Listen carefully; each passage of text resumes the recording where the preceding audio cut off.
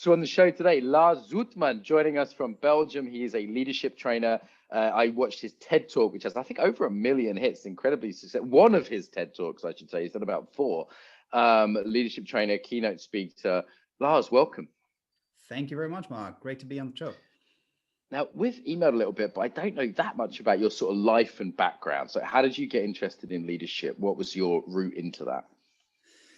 My route into that was probably with my leadership roles, basically. So after studies of business administration, I started to do some classic work. I worked first briefly in consulting with McKinsey & Company, then switched very fast into the world of consumer goods, worked for Procter & Gamble for quite some time in various leadership roles in strategy and finance, and then was CFO. But I was, especially when I was starting one of my strategy roles, where I was working complete virtual already then, that's more than 15 years ago, I was looking around and I was seeing like, okay, my team is all over the world. How do I best lead this now? How do I best engage? How do I best influence, communicate, and so on? And that's when I started to take a step back and also look at leadership a bit more from a theoretical angle, really start to explore some tools, what works and so on. And then around about 9 years ago, I left the corporate world and started up my own business, so to speak, in that field, starting really sharing thoughts, training on leadership, developing leadership and so on mostly via keynote speeches and talks as well. And that's where we exchanged there as well on the TED Talks and the other areas.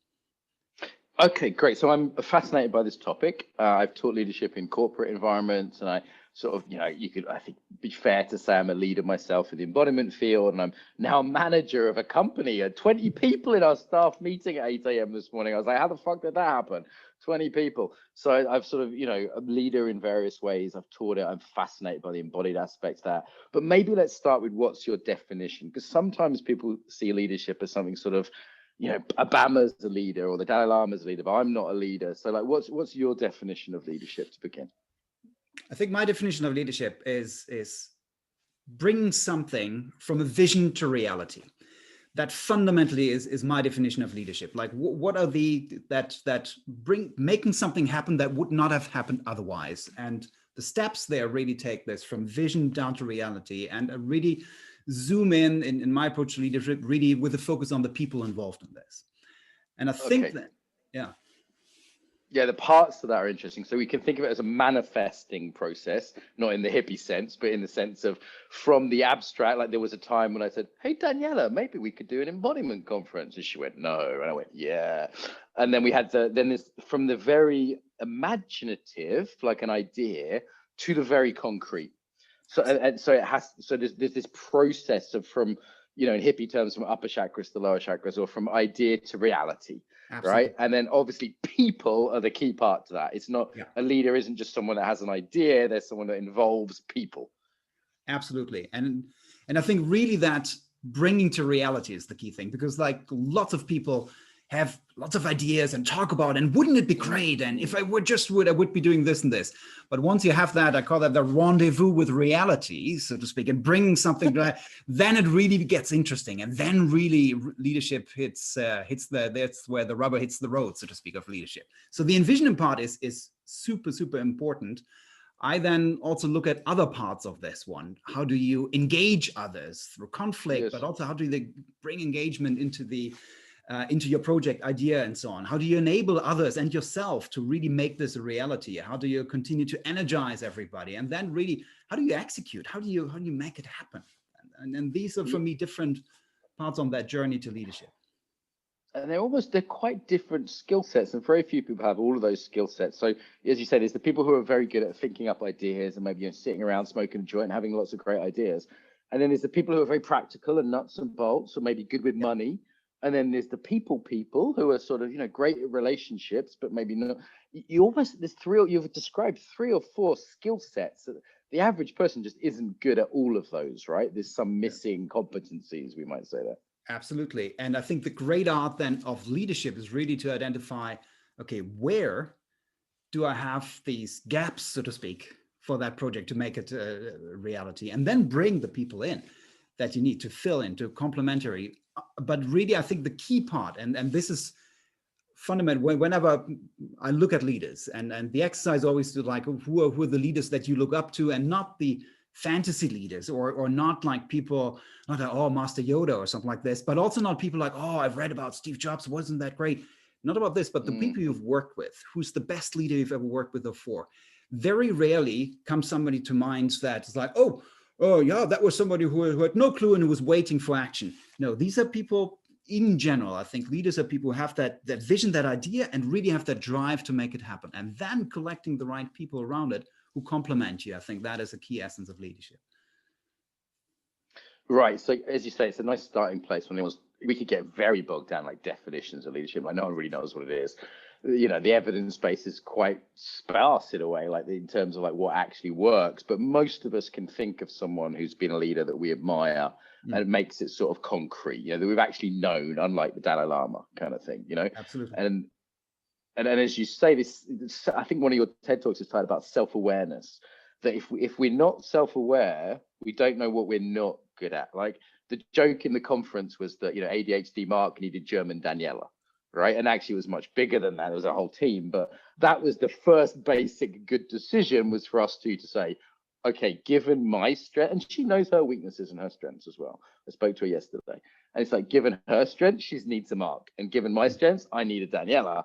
Okay, now we're a power couple, and the same principle applies with a team of 10 or 20 or 100. You have to have self-awareness to have any chance at balance. Absolutely. I think fundamentally, great leadership starts with self-leadership. First, leading yourself, being able to really fundamentally be aware of strengths, weaknesses, but also what you like doing, how you operate best, basically. So whenever I work with people, whenever I've led myself, I always ask people like, okay, how do you like to be led? And what are you burning for? What's your passion and so on? What are your passion fields? Because that is like, everybody has different fields and areas, what they like doing. And as much as possible, if it fits to that vision and that direction, as much as possible, we try to then bring, okay, then you are passionate for this. You're passionate for whatever it is. Excel analysis, great. You're passionate for connecting somebody, great, you do that. And ideally you have then that where, I mean, that doesn't work all of the time. Sometimes you have to do some kind of the work, but most of the time possible, if you can really bring that in, ask that self-awareness, bring that self-awareness forward in everybody, and also for yourself as a leader, then you can really direct people towards what they enjoy doing as well. And also being able to enable people so that they say like, oh no, that's really not my key field. Let's really see what we can do best here in that area. Okay, so to about self-leadership, it strikes me there's two, we could subdivide that to self-awareness, which is like knowing my type and how I work best and how I can balance myself with other people in the team. But then there's also self-regulation, right? Yeah. Like there's something about leaders that they're able to be both calm and passionate. That, you know, generally the leader is the cooler one. And if a leader loses their cool, that doesn't go down well. But equally, if they're a robot, that doesn't go down well either. So there's something about the self, this is maybe much of an embodiment skill, the self-regulation, you know, the self-management is kind of key, right? I think it's absolute key. I think especially if you do that exercise, or if somebody on the call now does the exercise, now really think about the best leader you've ever worked with or for. What did he or she do? How did they operate? I've asked this question like with a lot of audiences, get lots of answers, but never you get the answer back something like, wow, yes, the way the person yelled at me in the morning, oh, that was fantastic. How I was put down in front of everybody in the room, oh, that was great. But also what doesn't come around like this, how when we were doing this project, everybody was running around like a headless chicken, how that was fantastic. Like nobody had a clue what to do and so on. Very rarely do people answer that. And I think like this is the absolute key, that self-regulation. I once was working with a general manager, and he was really very impulsive, really very aggressive, putting people down and really saying, no, that we don't do that and so on. And the key thing that person was in charge, so to speak, a general manager of an organization of around about 600 people. And it's really interesting. The key thing that we worked on there was self-regulation, because really that was bringing the full organization was really, well, a part afraid and not clear and didn't want to really engage in the meetings. So the one thing that I know that we worked on was really self-regulation, and simple things such as, okay, please, before you answer, before you have that impulsive thing, because you were saying like, no, I'm just I'm just making these remarks and don't take it personally. Well, that's easier said than done. You lose credibility very Absolutely. easily. You know, I kind of got tired and snapped the other day, and I hadn't eaten, and there was a few, you know, but no one cares about your excuses. All they remember is that you snapped. They Absolutely. don't care that, you know, they didn't know that you couldn't get a good night's sleep because someone was playing music late at night. It's not their problem. And I think I've definitely noticed and this is one of my weaknesses as a leader, is that I tend to sort of go off the rails sometimes. And then it's like, oh, all that good work of building relationship with someone, and I just wrecked it in 5 minutes of impulsiveness and being moody when I could have just shut my mouth, and, you know, it wasn't that big a deal anyway. You know, you lose authority, you lose trust with people with that. Absolutely. And it's certainly one of the ones I have to watch as a fairly impulsive person. And that really, especially if one gets a leader, obviously, and what starts is that people start naturally, they start to look at almost every movement, every word. Oh, what did he say mean with that? What did she?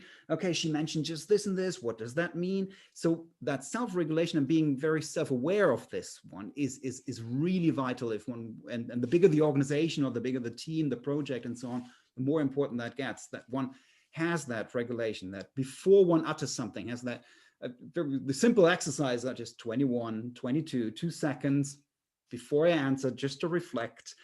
Just like taking 1 or 2 deep breaths before I reflect. And that's just sometimes can be enough to not shout out and so on. Always remembering, okay, what do I say now? Because it has an impact and so on. That is, I think, extremely vital. But I think that balance that you mentioned is absolutely key as well. At the same time, that passion that you're burning for, that vision, continuing to say like, no, this is important what we're working on, really bring that forward. But without self-regulation, without that calmness, I think it's very difficult to be a good leader. And people, I think, are missing the emotional piece of leadership when there's lots of books on the theory of leadership, but it's like, what people remember is, did you make them feel good or bad? Like we always end our meetings at work with gratitude practice, so everyone leaves the meeting feeling good, right? And we always begin it with meditation and end in gratitude, and then in the middle is like a pretty normal work meeting, pretty normal stuff. And that emotional leadership of, is my embodied state conveying passion? Right? Is it conveying calm? Like there was times in the conference where I did well, I think, where all the team were going, oh my God, oh my God, oh my God. And I was like, it's going to be okay. Guys, we've got this. And, you know, sometimes internally I was thinking, oh my God, I borrowed $1 million. I'm shitting my pants. But I was at least able to convey the side of me that was like, no, it's cool. We got this. And that ability to manage pressure and stress, manage conflict. And I think we haven't talked about empathy yet either, right? Like the listening leaders has got to be on our sort of list of competencies here. Absolutely, like listening as well, but it's always what we always have is that balance. The same that we had there before is that being very self-regulated or passionate at the same time. I think great leaders as well do listen, but then as well they not only listen basically. Yeah? So I think like great leader in a day-to-day environment, they constantly listen. I mean, I for example, always made sure that I always had one-on-one moments in times of high stress, in times of crisis, more than once a week, but at least once a week that you have a one-on-one moment, basically where at least for half an hour, 1 hour, you discuss, but not really project business, but you discuss, okay, how is it going at the moment? How are you feeling? Are there any things that different? Do you want to, what is going on your mind? Also long-term, how do you want to develop further? These are so important that you know, that you truly know, okay, what moves somebody, what doesn't move, what's going on, maybe also besides the project or the work life and so on. So that at times when you need to do something, you need to finally move forward, you can also, without again then listening to everybody, because especially in times of crisis, so I can imagine in the conference you've experienced that as well. Sometimes you need to move fast, you need to answer. Then if you say, like, okay, let's do 3 days of retreat, you can't do that, but that needs to happen before. So I think like it's very, very the relationship, often, the right? relationship building, the true relationship building, the listening, the knowing what's going on, so that in times of crisis or in times like when sometimes leadership has to be fast in a startup company, it has to be sometimes go very fast. You know everybody and you've heard, you listened, you're quite aware of what's going on, and then also sometimes you can move fast then together with your team. Because one of the issues, and that was an interesting scenario or the difficult leadership situation a couple of years ago, for almost 5 years ago here in Brussels, where the horrific attacks here, the terror attacks, and I was working like a couple of years later with the leadership team, And we were discussing this, like, what is the role of the leader, the listening, empathic leader versus the proactive leader? And we were talking about this balance that we're just showing here. And that was a Yin yang. person, absolutely. And I think like these balances we have all the time, leadership, but again, self-regulated, passionate, clearly listening, but also in times, especially in terms of crisis, also taking the lead, moving forward based on that listening that happened before.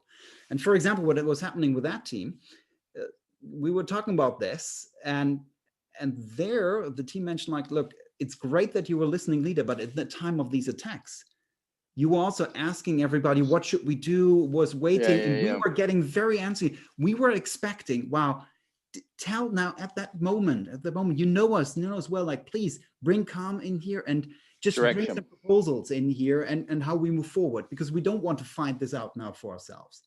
And I think like always managing these balances or paradoxes, this yin and yangs of these different qualities, I think, and being able to navigate these two balances, I think that is a key quality of a good leader. Yeah, I definitely seen in crisis, people want more direction, which is actually a risky thing as well. It's almost like their limbic systems take over, and they just want that clarity. They don't want the ambiguity or the discussion.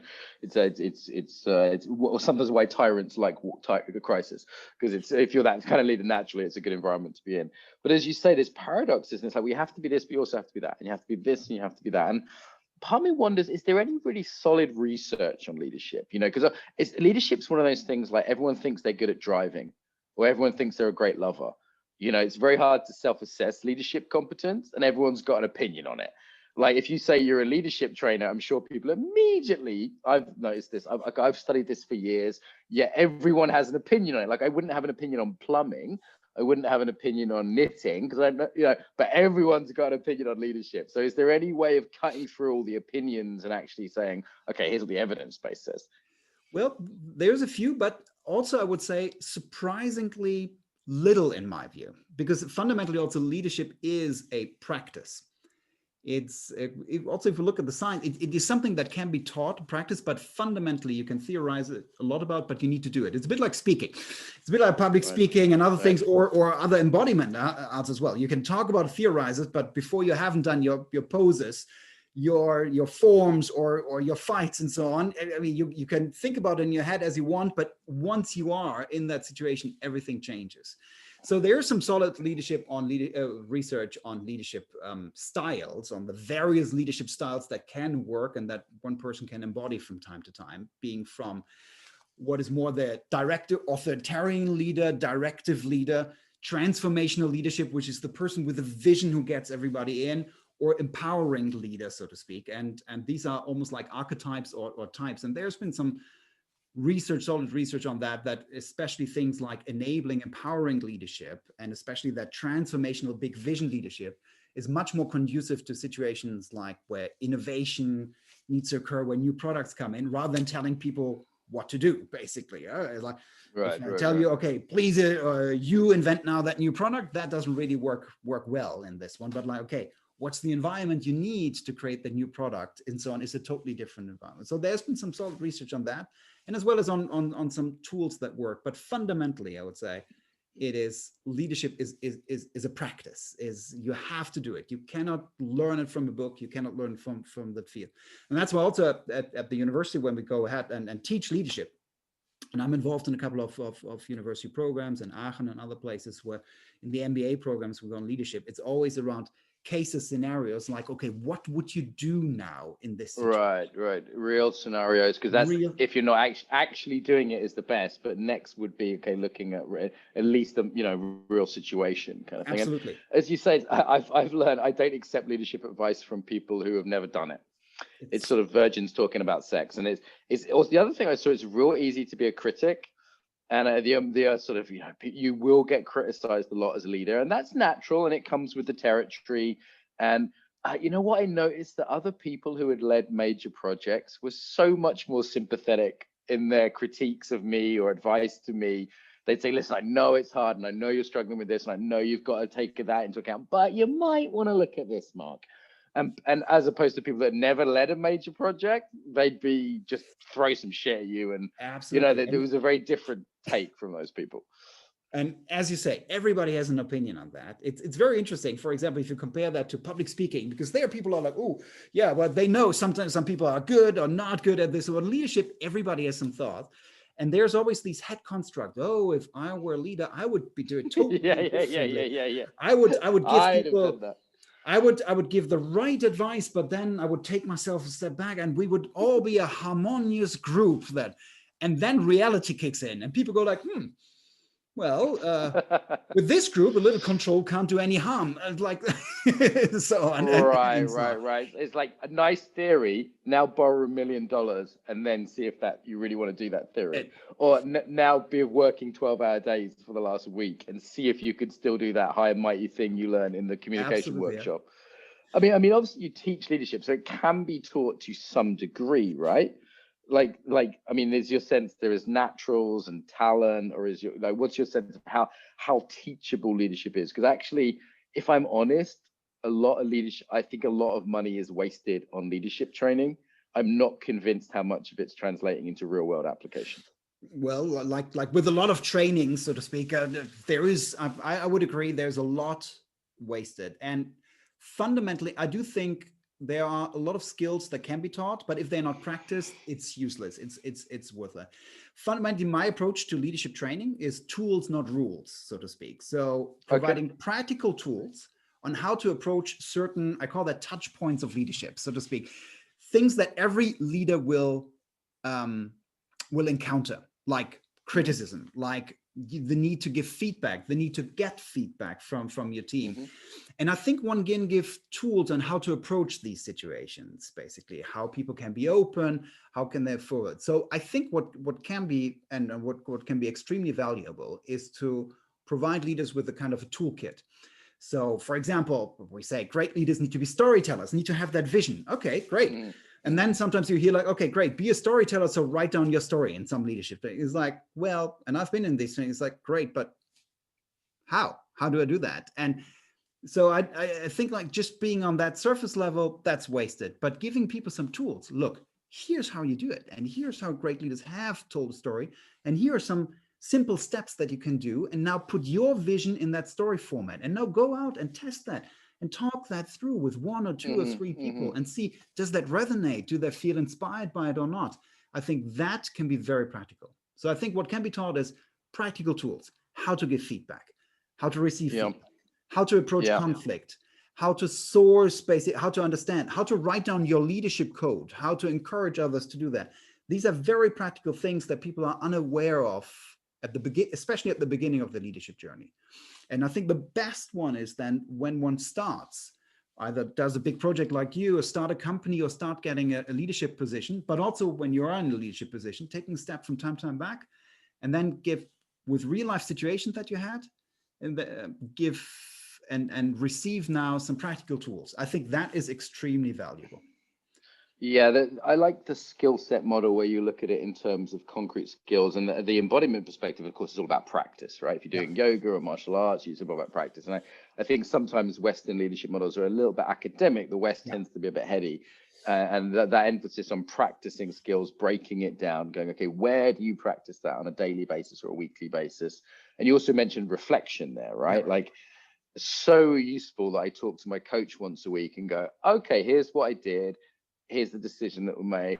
Like, even just to chew on that a little bit. I know some people do journaling or they do 10 minutes. You know, my wife, I always go, I made this decision, I did that. And I just kind of reflect with her, you know, like that little bit of reflection is another thing that seems to be a key success factor. Absolutely, fully agree. I mean, I keep always my leadership journal as well. Also journaling, just 2-3 minutes writing down, especially when one is in intense leadership situation. Okay, I'm also a numbers person, writing down a scale from 1 to 10. How good a leader do I think I was today? So and keeping you give yourself a rating.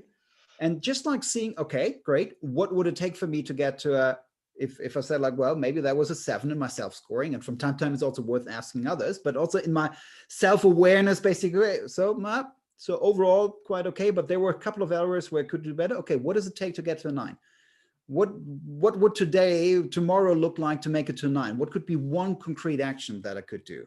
Maybe be more calm in a conflict situation, maybe do something, maybe connect and reach out maybe to another person as well, and or reach out to some team members, involve them more in an area, share more information or share less information, and get what could it be. And I think especially there, that weekly cadence or even daily quick reflection is enormously powerful. And lots of people, especially on that leadership journey, don't do that, and they get into, especially the people who have like these grand ideas, they get into this leadership working around, like lots of problems going around. You don't have enough time. Lots of things get dumped on you from above and below. Lots of things come in, and then you have some conflict here, conflict there, and then sometimes that auto mode come in, and that little bit of reflection.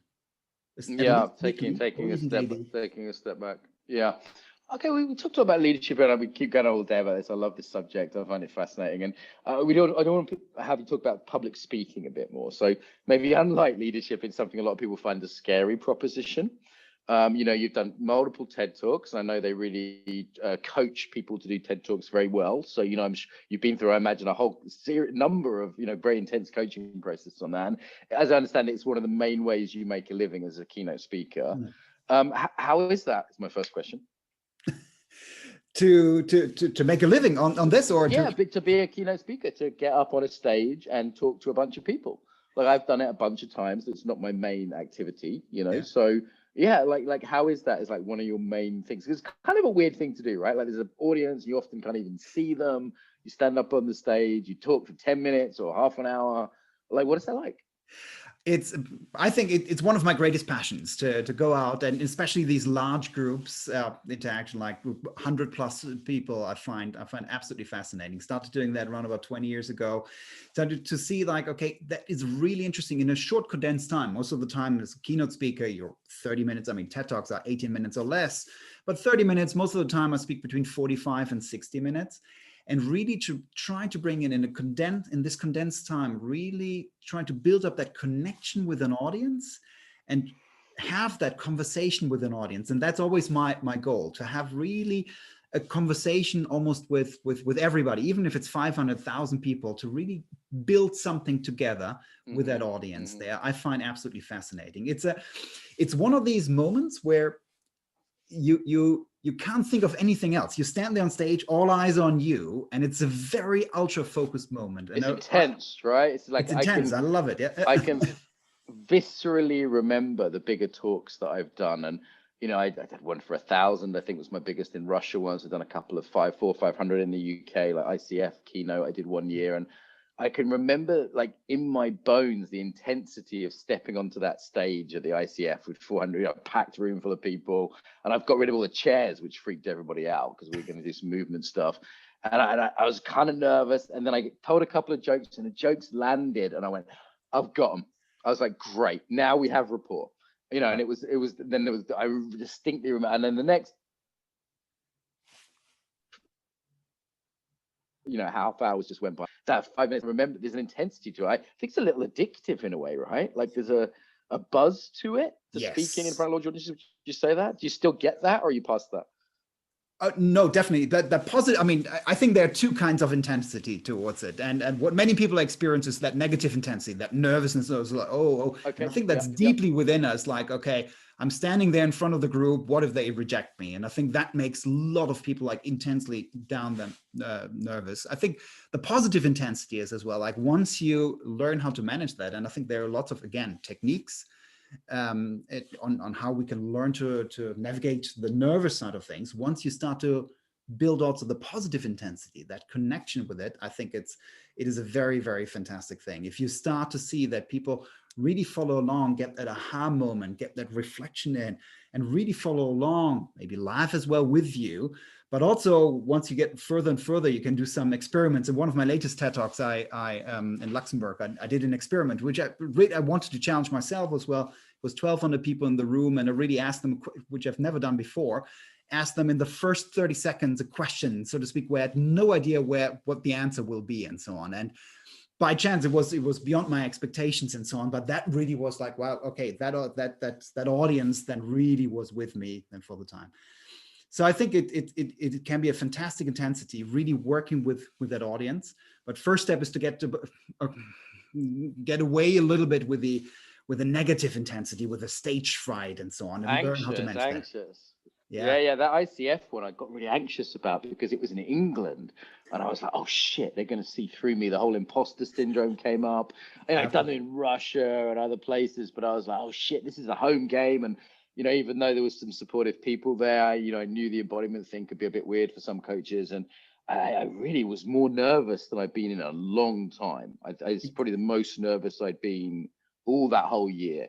And then that dissipated and turned into excitement and fun and flow, and then there's this weird come down afterwards. I don't know if you get this, but I've had a couple of really bad come downs afterwards, where it's like the adrenaline spike and then kind of down again on the other side. During the talk or afterwards? So after the talk, like the next day, being depressed or just being exhausted. I know that I have often people want to meet you after a talk, right? And I know I have about 10 minutes to do that. And then I just can't be fucking bothered to be around anyone when I crash. I don't know if you find that there's a sort of adrenaline and then it. Yes. Well, I mean, first of all, that intensity is also there. And then people really need to see that. It's sometimes interesting in the corporate world when people say like, it's just an hour of talking. And it's like, well, it's quite some preparation. Typically what you can say in a keynote is like, for every minute of keynote, there's an hour of preparation at least. Wow. That gets in. Wow. Well, okay. Not every time the same, because like same as probably as your talks, you sometimes give a similar talk as well. So you leverage like a still a lot, basically. 10 to 1 at least. Yeah. But it's massive preparation, but then also the intensity during the day as well, like the listening. So it's intense focus, where I need also all my so to speak embodiment practices that I use in order to prepare.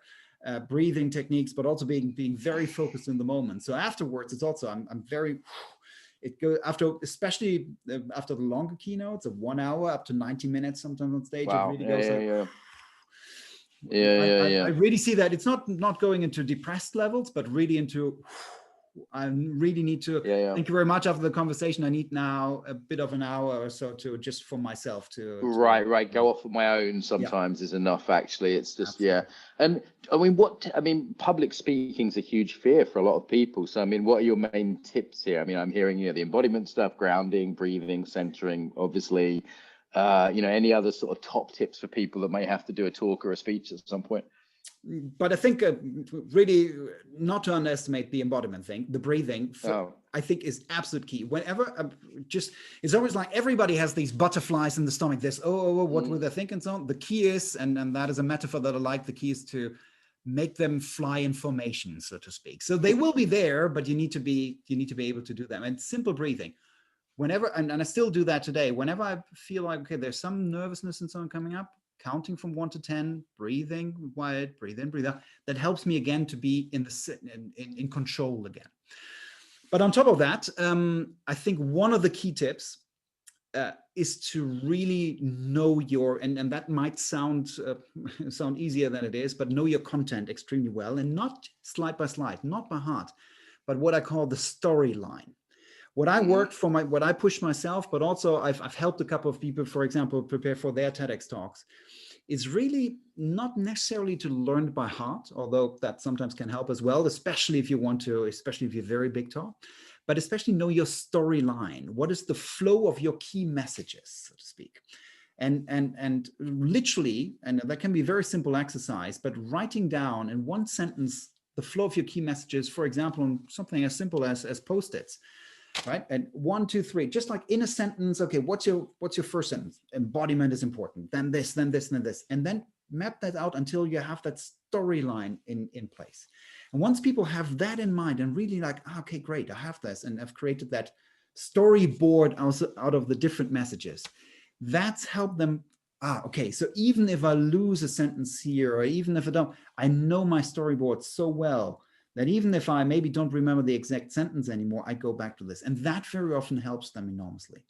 So rather than spending time on, if people use PowerPoint, on should it be Arial 7 or Arial 8, or putting like the last, or that sentence and so on come in, they're really like, less is a lot more, and really focusing on that storyline. I think that is a very the big arc tip. of the story, right? It's a hero's journey, the arc of it, and the arc sort of of the it, absolute, the key points you want people to understand. absolutely, and the key points to understand that flow. And I think that exercise is, especially in the TED audience, is that's what we do quite a lot also in the coaching. I mean, for some of the ones, the organizers ask me if I can be a coach for others, and that's really what I put a lot of focus on.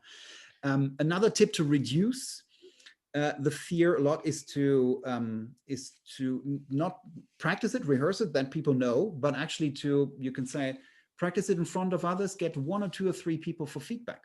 And that's actually what happens in the coaching process. Very often people have this in mind, is saying, hey, would they like the message? Would they not like the message? Will it be right? Will that joke land or not?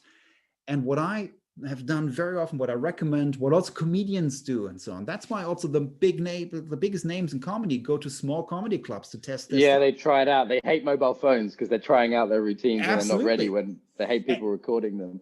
And it's a normal thing. They go out. You have to get that feedback. Like you have to get that feedback. We did a crowdfunding video for the conference, and I just invited a couple of people, one who knows about stories and one was just there as a friend.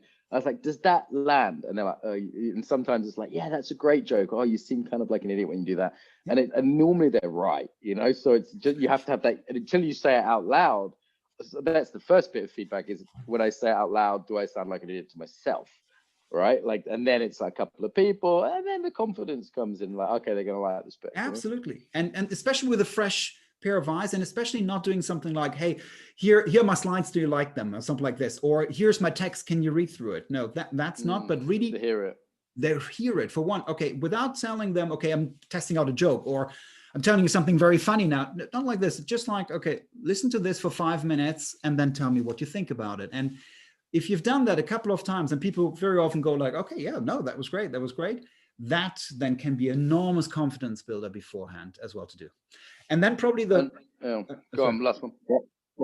Yeah, one idea is, and that certainly is, especially if you talk a lot or give several speeches, is to have something that once you've given a couple of presentations in the past as well, and that lands. But for example, your joke, or that one demonstration and so on, rather than creating something completely from scratch, have a couple of these elements where they land, and then build new material around this. And that's when, like, even if that bombs, but then 2/3 of the presentation. Okay, that's my classic thing. I'm going to do centering. Everyone always likes centering. I'm going to make that joke. People always like that joke.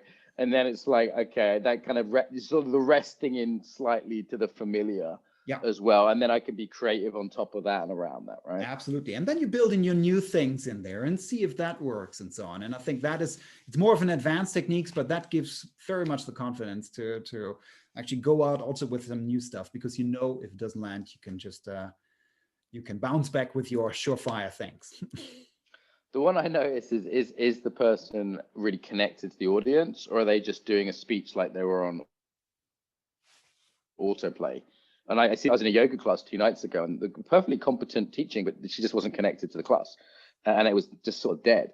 Whereas, even if it's just the odd bit of recognition, like, God, it's hot in here, or like, whoa, you guys at the back, just actual, so that real contact with the actual human beings, rather than, like, hey, I'm just a pre-recorded speech. Yeah, absolutely. Pre-recorded speech, or also the written speech and so on. I mean, that's what the TED conference is so good at, is like really almost banning basically the written speech and really bring that alive word back and so on. Because also really reading a speech and so on, or having that pre-recorded, okay, then you do this, no reaction, no spontaneity.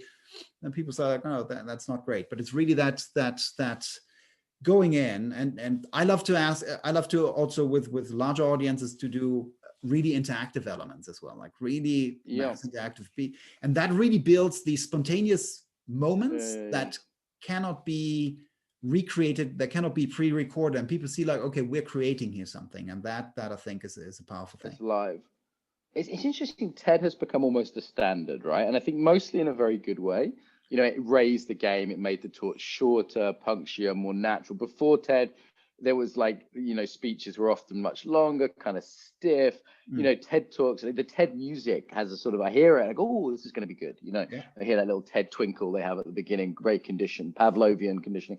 But it also, TED's become kind of a cliche, like the TED style, and even the idea of a thought leader. God, I would never describe myself as someone called me a thought leader the other day and almost puked.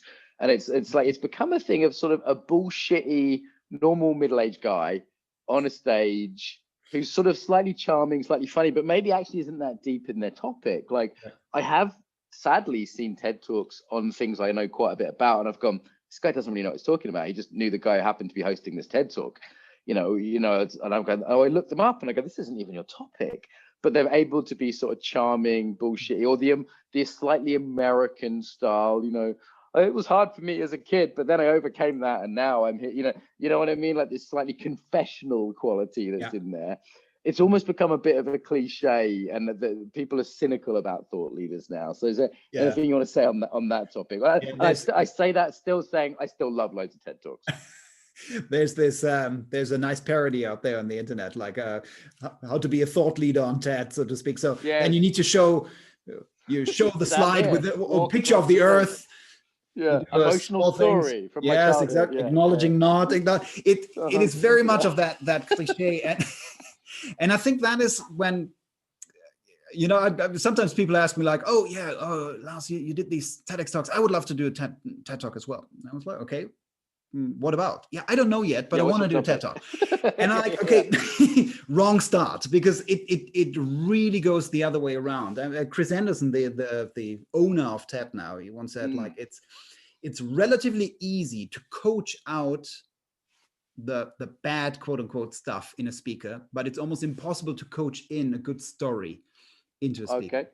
And I really like that, because I think that is fundamentally so if you're being asked to do a TED Talk, of course, there's very often a combination, and they look for new ideas, fresh ideas, thoughts, and good speakers as well. But fundamentally, if you're being asked to do a TED Talk, your topic typically is very clear, because it's what you've been focusing on for the past weeks and months. What am I going to do a topic on? Exactly. Embodiment. It's not going to be anything else, right? There's no discussion. And once you focus, and I think lots of people have quite something that they've spent their life on, but when they hear this TED Talk, it's like, oh, I need to come up with something ingenious or different. And that's when it gets interesting. Or they see that and it's like, oh, I need to bring in that story, and that, oh, when I was 5 years old, I did this and this.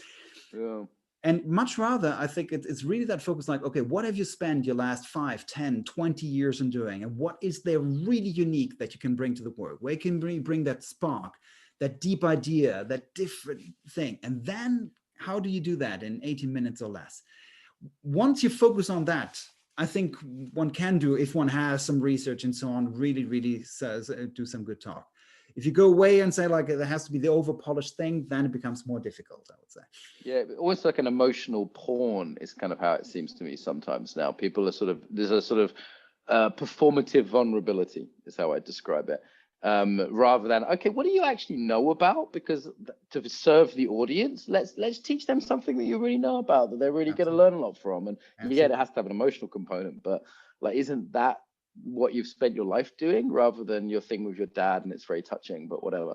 So, okay, so cool. So we've covered some serious ground here. We are sort of moving towards wrap up now. Where do people find you on the internet, Lars? Where's the best place to go? I found you on YouTube very easily for the TED Talks, but is there a YouTube with various talks and so on is a good place. Just searching for Lars Sudmann. .com. Otherwise, my website, lars-sudmann.com, is a place where also my blog and other articles and so on would be hosted. And then on LinkedIn and the obvious ones with Lars Sudmann, you will find and just find some more stuff. If people like, it's crazy kind of, is it Dutch pronunciation, but the spelling there is Sudmann, like Sudman with a double N for November at the end, right? Just so people can find you. But if they go to YouTube and put in leadership self-awareness, you also come up, I believe. So Great, Lars. I'm going to drop you my phone number after this. I hope I say hi when I'm next in Brussels. I think you're in that area, right? So I Absolutely. was going to be there in a week's time, but that's not happening with COVID, unfortunately. But love the leadership conversation. Love the stuff on presentation. Do you have kind of like a closing message about? We usually say about the body, but it could be about leadership or about public speaking. Closing message for all the listeners. Closing message for me is leadership, but as well as public speaking, both of the things that we covered are fundamentally are arts, so to speak. So you can't read them in the book, or you can read about them in the book, but you have to do them. So I recommend everybody go out and speak, be it virtually via Zoom and live when it's possible again, and go out and lead something and learn and see what that is like, and then read about it and get the tools in and become a better leader and so on about that. Lars, thank you so much for joining us today.